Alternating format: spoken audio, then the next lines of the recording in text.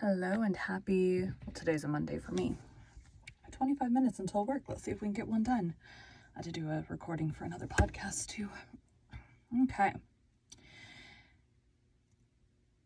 Chapter 27, Vanity and Vexation of Spirit. Marilla, walking home one late April evening from an aid meeting, realized that the winter was over and gone with the thrill of delight that spring never fails to bring to the oldest and saddest, as well as to the youngest and merriest. Marilla was not given to subjective analysis of her thoughts and feelings. She probably imagined that she was thinking about the aides and their missionary box and the new carpet.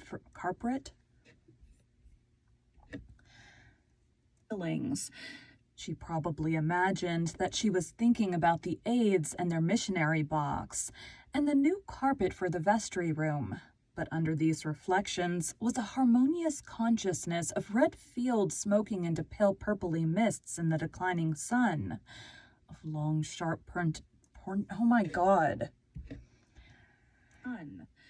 of long, sharp, pointed fir shadows falling over the meadow beyond the brook, of still crimson-budded maples around a mirror-like wood pool, of a waking in the world and a stir of hidden pulses under the gray sod. The spring was abroad in the land, and Marilla's sober middle-aged step was lighter and swifter because of its deep primal gladness. Her eyes dwelt affectionately on Green Gables, peering through its network of trees and reflecting the sunlight back from its windows in several little coruscations of glory. Marilla, as she picked her steps along the damp lane, thought that it was really a satisfaction to know that she was going home to a briskly snapping wood fire and a table nicely spread for tea instead of to the cold comfort of old aid meeting evenings before Anne had come to Green Gables. I gotta stop.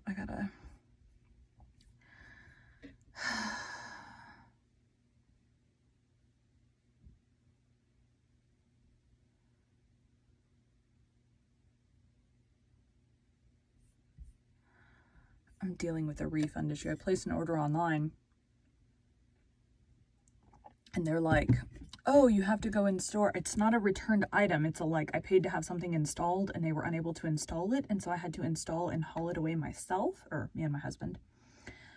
And they're like, oh, you have to go in store to get the refund. I'm like, I placed the order online for a reason. I work 2 jobs. I don't have time to go into a store. So sometime this weekend, I have to make time to go into a store. Anyways. Gables.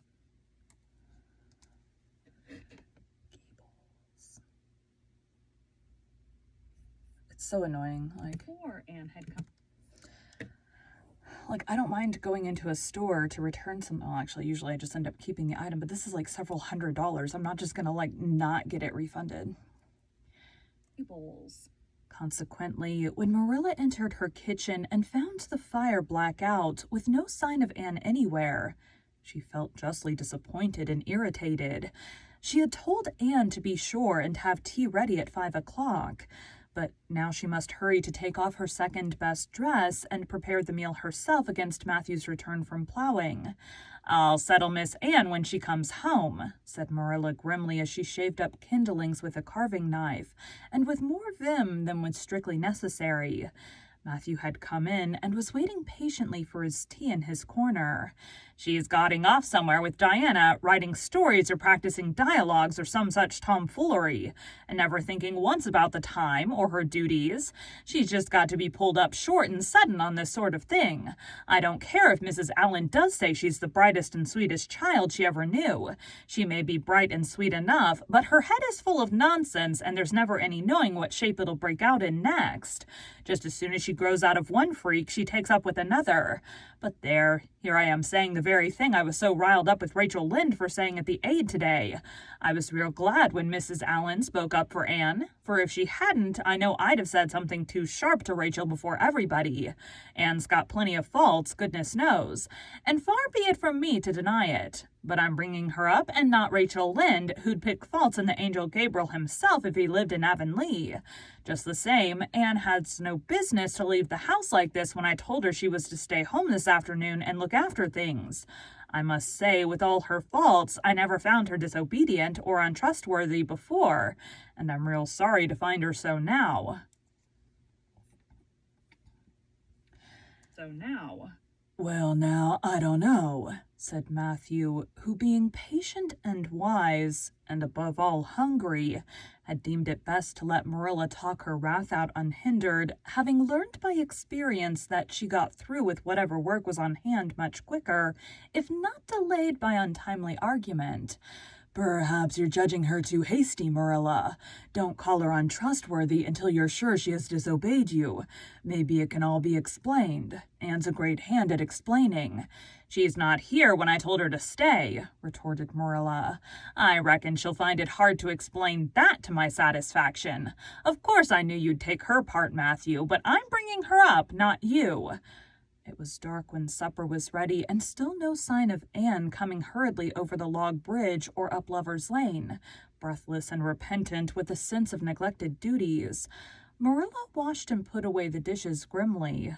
Then, wanting a candle to light her way down the cellar, she went up to the east gable for the one that generally stood on Anne's table. Lighting it, she turned around to see Anne herself lying on the bed, face downward among the pillows. Mercy on us, said astonished Marilla. Have you been asleep, Anne? No, was the muffled reply. Are you sick, then? Demanded Marilla anxiously, going over to the bed. Anne cowered deeper into her pillows, as if desirous of hiding herself forever from mortal eyes. No, but please, Marilla, go away and don't look at me. I'm in the depths of despair, and I don't care who gets head in class or writes the best composition or sings in the Sunday school choir anymore. Little things like that are of no importance now, because I don't suppose I'll ever be able to go anywhere again. My career is closed. Please, Marilla, go away and don't look at me.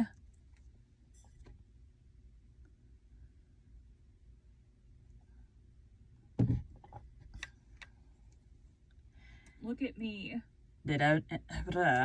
Look at me. Did anyone ever hear the like? The mystified Marilla wanted to know.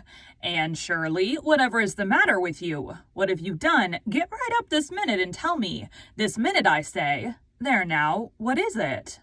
Anne had slid to the floor in despairing obedience. Look at my hair, Marilla, she whispered. Accordingly, Marilla lifted her candle and looked scrutinizingly at Anne's hair, flowing in heavy masses down her back. It certainly had a very strange appearance. Anne Shirley, what have you done to your hair? Why, it's green. Green it might be called if it were any earthly color.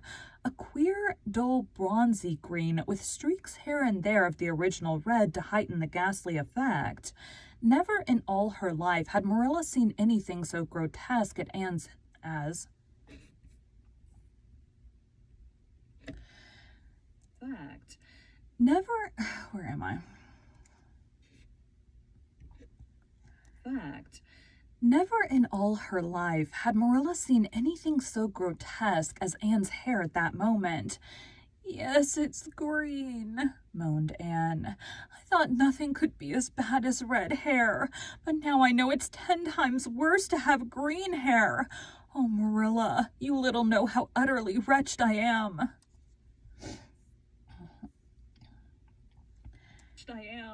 I little know how you got I little know how you got into this fix, but I mean to find out, said Marilla. Come right down to the kitchen. It's too cold up here, and tell me just what you've done. I've been expecting something queer for some time. You haven't got into any scrape for over 2 months, and I was sure another one was due. Now then, what did you do to your hair? I dyed it. Dyed it? Dyed your hair? Anne Shirley, didn't you know it was a wicked thing to do? Yes, I knew it was a little wicked, admitted Anne, but I thought it was worthwhile to be a little wicked to get rid of red hair. I counted the cost, Marilla. Besides, I meant to be extra good in other ways to make up for it. Well, said Marilla sarcastically, if I decided it was worthwhile to dye my hair, I'd have dyed it a decent color at least. I wouldn't have dyed it green. But I didn't mean to dye it green, Marilla, protested Anne dejectedly. If I was wicked, I meant to be wicked to some purpose. He said it would turn my hair a beautiful raven black. He positively assured me that it would. How could I doubt his word, Marilla? I know what it feels like to have your word doubted, and Mrs. Allen says we should never suspect anyone of not telling us the truth unless we have proof that they're not. I have proof now. Green hair is proof enough for anybody, but I hadn't then, and I believed every word he said implicitly. Who said? Who are you talking about? The peddler that was here this afternoon. I bought the dye from him. Anne Shirley, how often have I told you never to let one of those Italians in the house? I don't believe in encouraging them to come around at all. Oh, I didn't let him in the house. I remembered what you told me, and I went out, carefully shut the door, and looked at his things on the step. Besides, he wasn't an Italian. He was a German Jew. He had a big box full of very interesting things. And he told me he was working hard to make enough money to bring his wife and children out from Germany. He spoke so feelingly about them that it touched my heart. I wanted to buy something from him to help him in such a worthy object. Then all at once I saw the bottle of hair dye. The peddler said it was warranted to dye any hair a beautiful raven black and wouldn't wash off. In a trice, I saw myself with beautiful raven black hair, and the temptation was irresistible. But the price of the bottle was 75 cents, and I only had 50 cents left out of my chicken money. I think the peddler had a very kind heart, for he said that seeing it was me, he'd sell it for 50 cents, and that was just giving it away. So I bought it. And as soon as he had gone, I came up here and applied it with an old hairbrush as the directions said. I used up the whole bottle, and oh, Marilla, when I saw the dreadful color it turned my hair, I repented of being wicked. I can tell you, and I've been repenting ever since. Well, I hope you'll repent to good purpose, said Marilla severely, and that you've got your eyes opened to where your vanity has led you, Anne.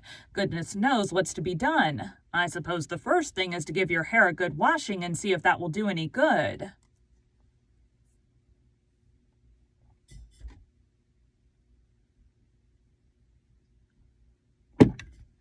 Any good?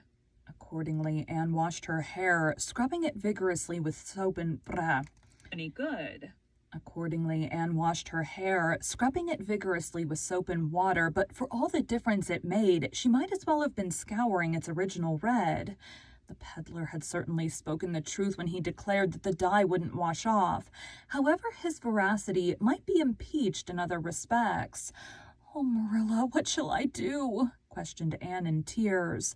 I can never live this down. People have pretty well forgotten my other mistakes. The liniment cake and setting Diana drunk and flying into a temper with Mrs. Lynde.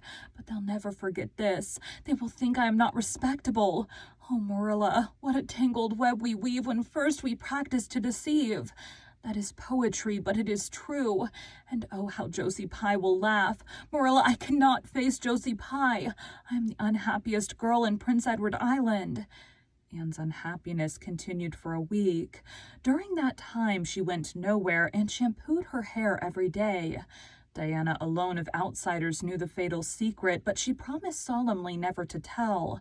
And it may be stated here and now that she kept her word. At the end of the week, Marilla said decidedly, "It's no use, Anne. That is fast dye if ever there was any. Your hair must be cut off. There is no other way. You can't go out with it looking like that." Anne's lips quivered, but she realized the bitter truth of Marilla's remarks. With a dismal sigh, she went for the scissors. Please cut it off at once, Marilla, and have it over. Oh, I feel that my heart is broken. This is such an unromantic affliction. The girls in books lose their hair in fevers or sell it to get money for some good deed. And I'm sure I wouldn't mind losing my hair in some such fashion half so much. But there's nothing comforting in having your hair cut off because you've dyed it a dreadful color, is there? I'm going to weep all the time you're cutting it off if it won't interfere. It seems such a tragic thing. Anne wept then, but later on when she went upstairs and looked in the glass, she was calm with despair. Marilla had done her work thoroughly, and it had been necessary to shingle the hair as closely as possible. The result was not becoming, to state the case as mildly as may be. Anne promptly turned her glass to the wall. "I'll never look at myself again until my hair grows," she exclaimed passionately. Then she suddenly righted the glass. "Yes, I will too. I'll do penance for being wicked that way. I'll look at myself every time I come to my room and see how ugly I am. And I won't try to imagine it away either. I never thought I was vain about my hair of all things, but now I know I was. In spite of its being red because it was so long and thick and curly, I expect something will happen to my nose next." Anne's clipped head made a sensation in school on the following Monday, but to her relief, nobody guessed the real reason for it. Not even Josie Pye, who, however, did not fail to inform Anne that she looked like a perfect scarecrow. "I didn't say anything when Josie said that to me," Anne confided that evening to Marilla, who was lying on the sofa after one of her headaches, "because I thought it was part of my punishment and I ought to bear it patiently. It's hard to be told,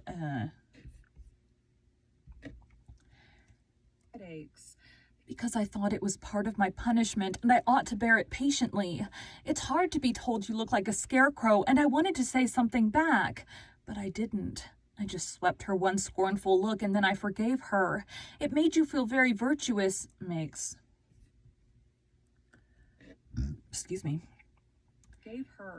It makes you feel very virtuous when you forgive people, doesn't it? I mean to devote all my energies to being good after this, and I shall never try to be beautiful again. Of course it's better to be good, I know it is, but it's sometimes so hard to believe a thing even when you know it." "I do really want to be good, Marilla, like you and Mrs. Allen and Miss Stacy, and grow up to be a credit to you. Diana says when my hair begins to grow to tie a black velvet ribbon around my head with a bow at one side. She says she thinks it will be very becoming. I will call it a snood. That sounds so romantic, but I am talking too much, but am I? A snood. That sounds so romantic, but am I talking too much, Marilla? Does it hurt your head?" My head is better now. It was terrible bad this afternoon, though. These headaches of mine are getting worse and worse. I'll have to see a doctor about them. As for your chatter, I don't know that I mind it. I've got so used to it," which was Marilla's way of saying that she liked to hear it. That's the end of that chapter. Thanks, guys.